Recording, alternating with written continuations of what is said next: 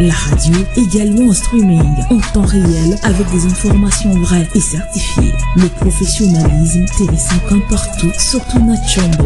Cliquez. Expérimentez l'innovation du premier média congolais indépendant qui présente le nouveau visage de l'information d'un Congo profond. L'application mobile sera disponible au mois de juillet à télécharger sur Play Store. Notre mail contact@tele50.cv.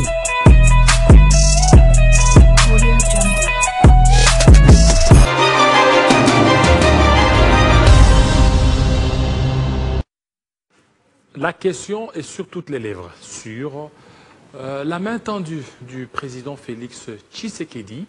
Nous allons essayer d'analyser ces thématiques avec Jean-Baptiste Kassekwa. Bienvenue. Merci David. Voilà, le chef de l'État Félix Tshisekedi a tendu la main à Paul Kagame, le président du Rwanda. D'aucuns se posent la question sur la sincérité de cette main tendue. Est-ce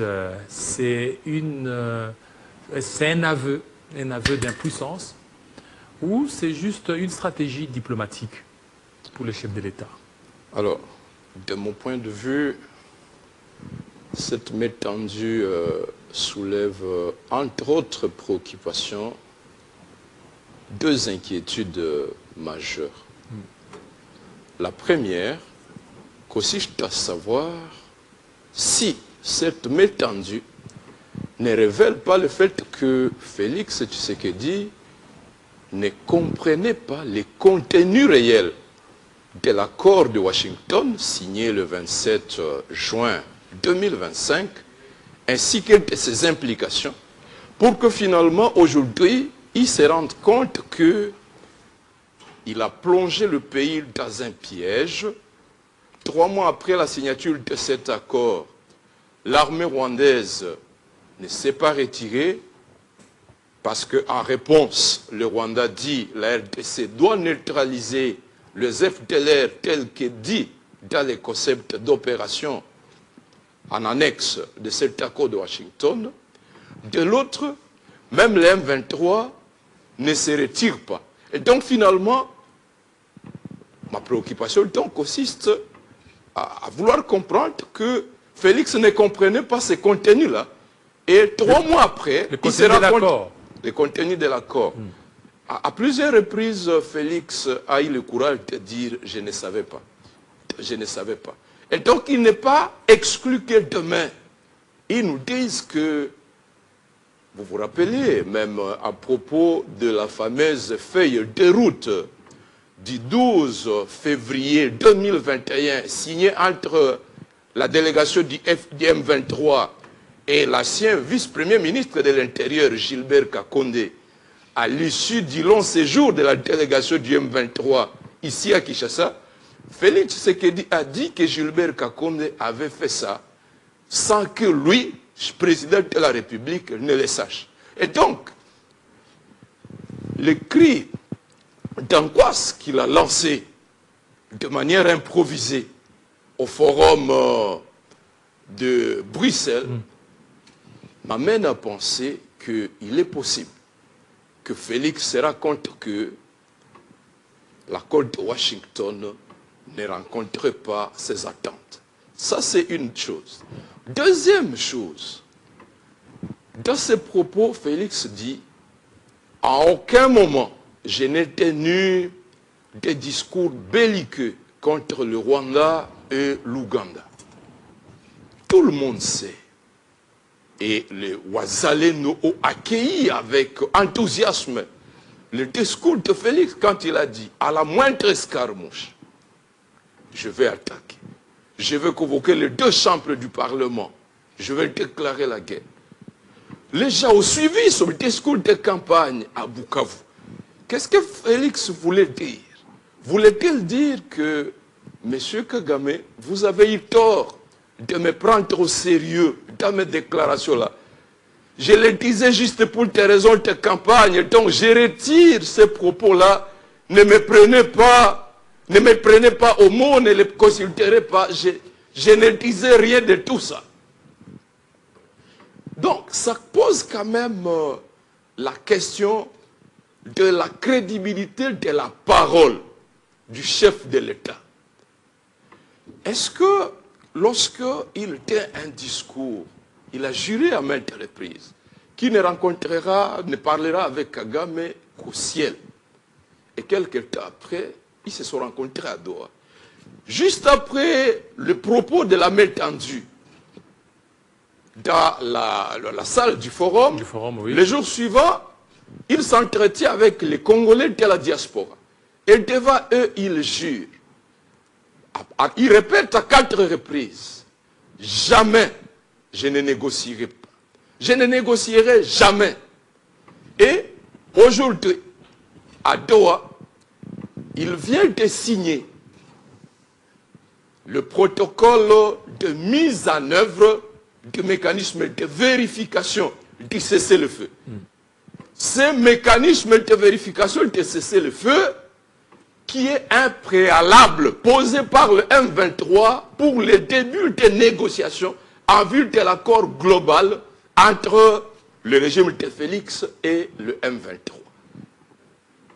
En même temps, les 10 de ce mois, nous sommes le 14 octobre. Le 14 octobre, oui. Il y a 3 jours, il a juré que jamais, au grand jamais, à moins que l'on me dégomme ou l'on me tue. Bon, en fait, lui parlait d'un dialogue interne, le dialogue il a bien dit. Made in Senko et SCC, c'est que ça ne sera pas ce dialogue-là où il y aura des inféodés.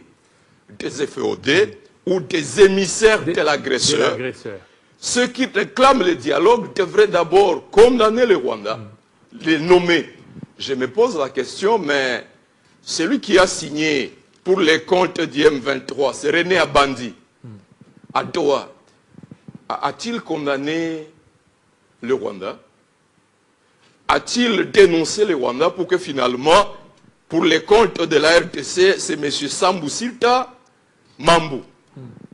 Est-ce que la FCM23 a condamné le Rwanda pour que finalement Félix accepte aujourd'hui? Non. 2 autres hypothèses sont possibles.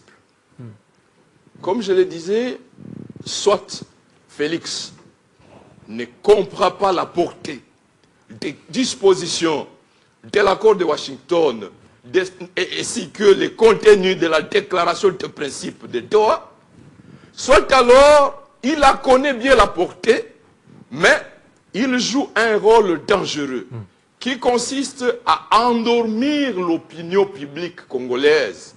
Parce que, premièrement, par l'accord de Washington, Félix sait, et le 10, le même jour qu'il disait au grand jamais, il a eu des échanges avec Boulos. Et à l'issue de ces échanges avec Boulos, Boulos dit, les négociations de Doha vont commencer en déjà 3 jours. Et c'est ce qui s'est fait avec aujourd'hui avec ce protocole d'aujourd'hui. Boulos dit, nous allons tout mettre en œuvre, apporter tous les soutiens nécessaires pour que cet accord aboutisse le plus tôt possible. Le même jour, le 10 octobre, les FARDC signent un communiqué de presse demandant aux FDLR de déposer les armes, de se rendre auprès des autorités de la RDC ou auprès de la MONUSCO, que, à défaut de s'exécuter volontairement, les FARDC vont procéder au désarmement forcé. C'est-à-dire, la RDC se soumet, commence un début d'exécution de l'accord de Washington d'Iconops. Parce que, en réponse à sa main tendue, le Rwanda a répondu par 2 officiels. Le premier, c'est le propos de Paul Kagame, qui sont durs à répéter, des propos insupportables. Il parle de tonneaux vides.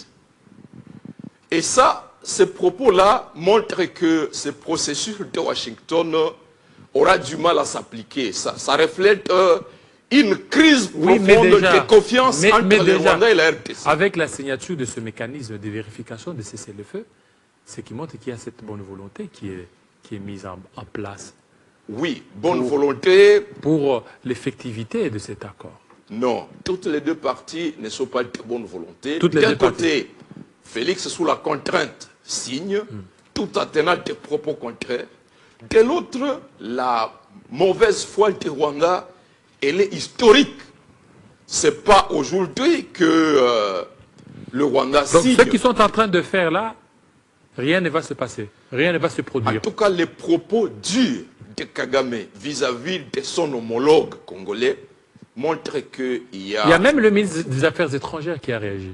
Même chose avec le propos du ministre des Affaires étrangères. C'est dire, comme je le disais tout à l'heure, Félix ne comprend pas qu'en fait, il nous a placé dans un piège identique au piège dans lequel nous sommes entrés avec l'accord de Lusaka.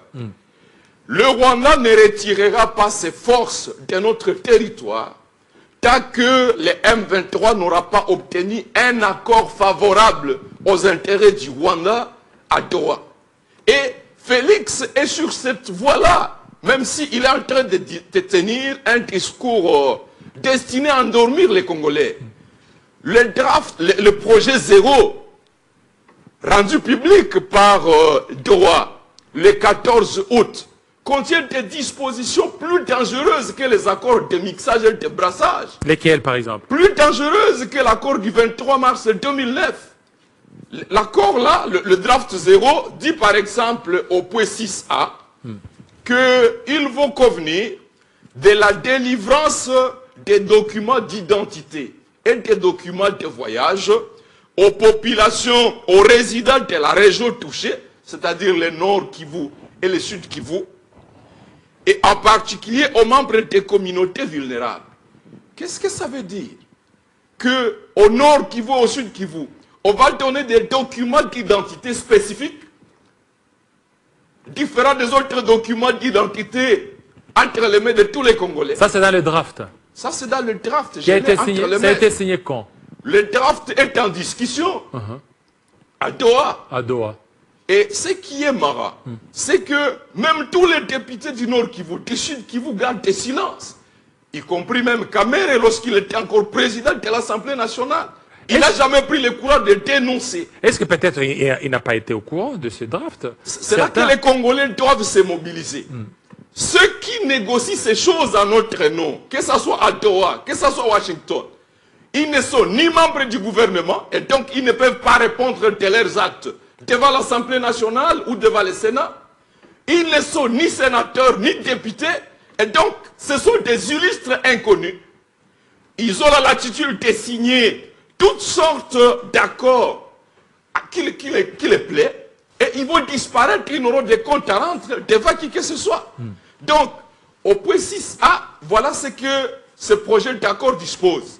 La délivrance des documents d'identité et de voyage aux résidents de la région touchée, en particulier aux membres des communautés vulnérables. Quelles sont ces communautés vulnérables du Nord Kivu auxquelles on va délivrer des documents d'identité en particulier?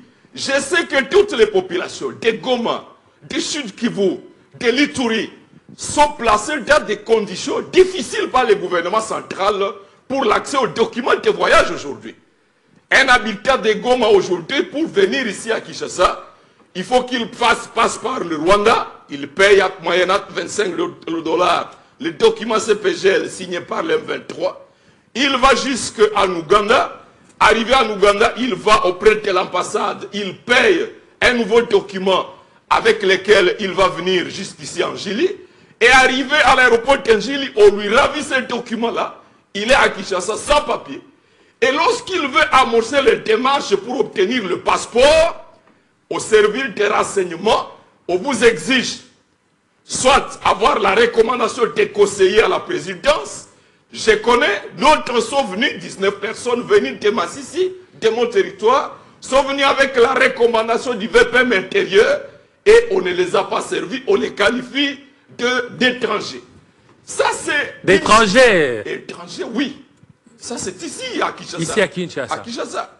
Donc c'est une situation générale dans laquelle on place tous ces habitants du Nord Kivu et du Sud Kivu.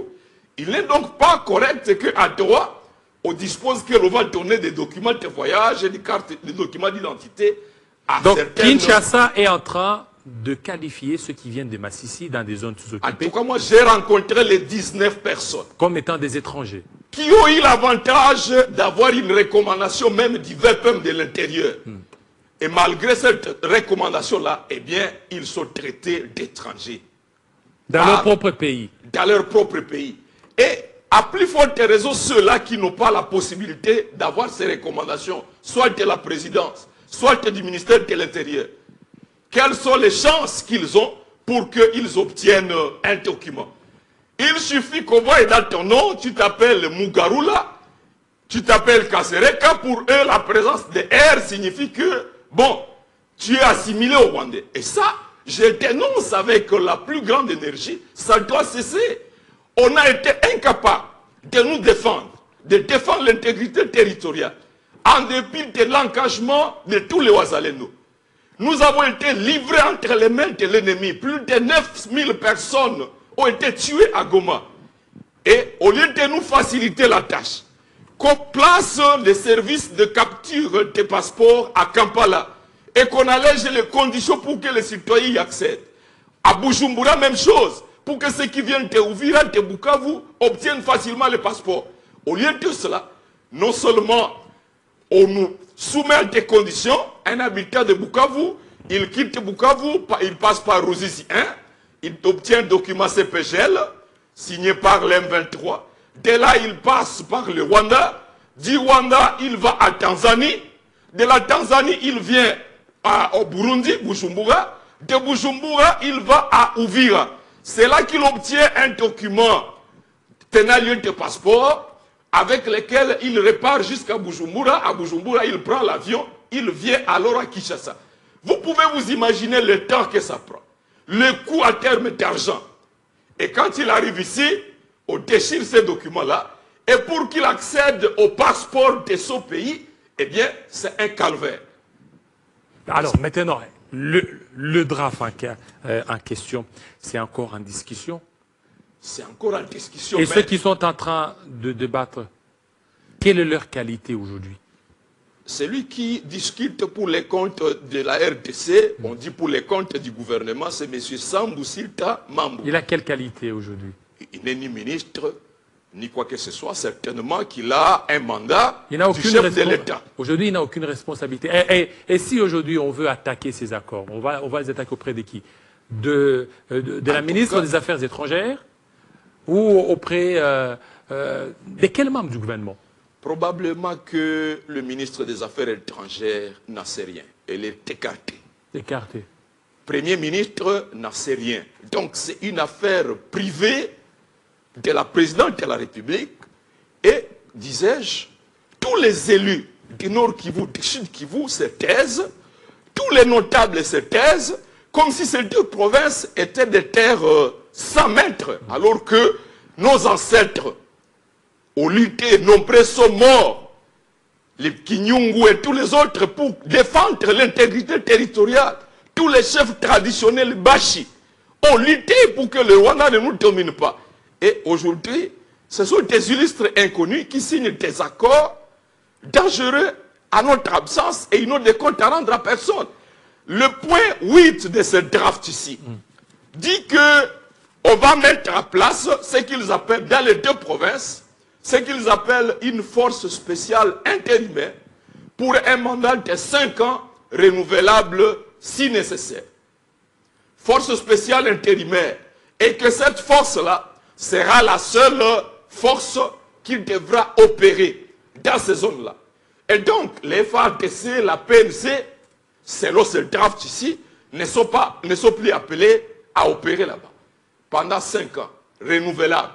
Et le point, cet article 8, ce point 2 dit que cette force spéciale sera composée jusqu'à 50% des combattants issus du M23. Et entre-temps, Félix dit, nous ne signerons plus des accords de mixage et de brassage.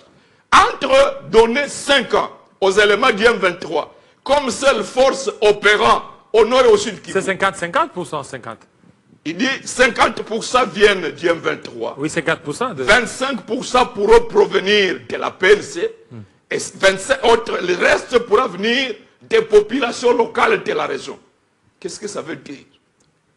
Ce sont des clauses pires, plus dangereuses que même les clauses contenues dans l'accord du 23 mars 2009. C'est en plein débat, ce qui est sur c'est pire que le mixage, c'est pire que le brassage. Mais c'est en plein débat, ce qui est sur c'est en plein débat, ce n'est pas encore... Mais en plein débat, on a signé l'accord de Washington. C'est pas encore un document... L'accord de Washington pour avaliser un CONOPS élaboré en août 2024 avant que le Rwanda ne prenne le contrôle de Goma et de Bukavu et toute cette zone-là.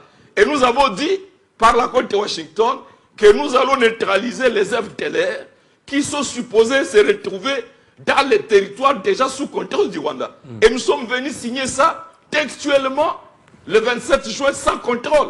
Et aujourd'hui, nous sommes devant un fait accompli. Donc, ces gens-là signent les yeux fermés. Raison pour laquelle les populations congolaises ne devraient pas se laisser endormir par le discours de Félix. Je compare ça à quelqu'un qui vous donne du poison, mais il décide de mettre du poison dans du miel. Ça fait, c'est goûtant, les discours populistes de Félix. Les Ouazalais sont contents d'être en face d'un patriote, d'un nationaliste. Mais entre-temps, on est en train de céder le territoire. Les M23 multiplient les sorties de ces brigades de formation militaire. Une police est déjà en œuvre. Bientôt la rentrée judiciaire dans ces zones-là. L'administration se consolide. On ne parle plus du retrait du M23. On ne parle plus du retrait de l'armée rwandaise. C'est comme si la résolution 2773 est morte.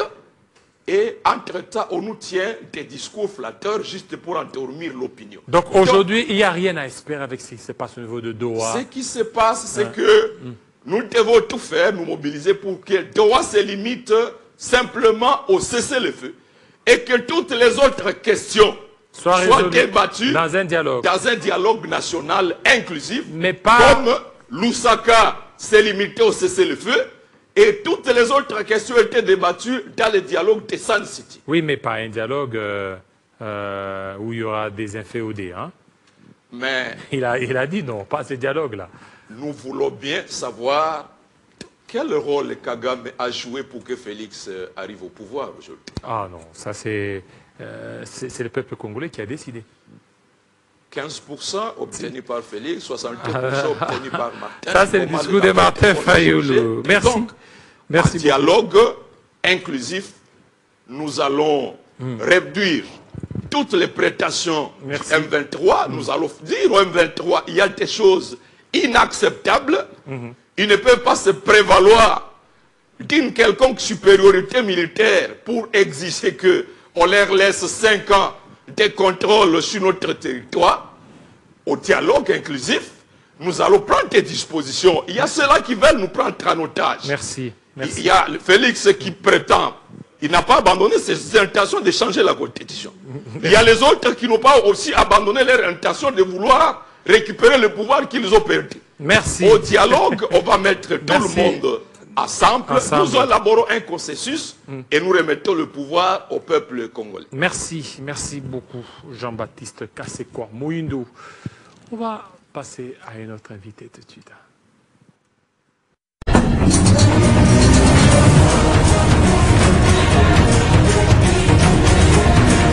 Tele 50 kioo cha bara la Afrika na cha dunia. Katika Jamhuri ya Kidemokrasia ya Kongo, Tele 50 inasimama na kutetea maadili na utajiri wa bara la Afrika.